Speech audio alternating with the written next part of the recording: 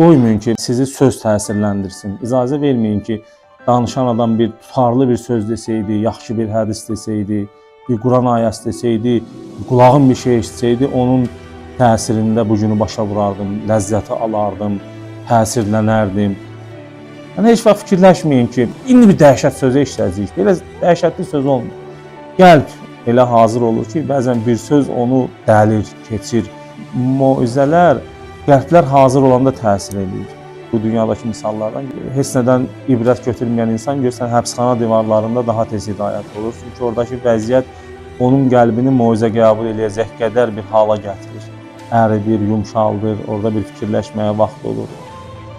Görsən ki, bir insanın başına bir müsibət gəlir, birdən-birə ona çatır ki, nə qədər işləmək olar bu dünyada, işdən də əl götürmək olar, dayanmaq olar. Moizələrdə də elədir, yəni sehirli sözlər olmur, sehirli qəlblər olur. Kimsə təsirlənib gedirsə, deməli o bu günlərdə öz qəlbini yumşalda bilibdir, hansısa ibadətin təsiri olubdur, namazı fərqli olubdur, zikri fərqli olubdur.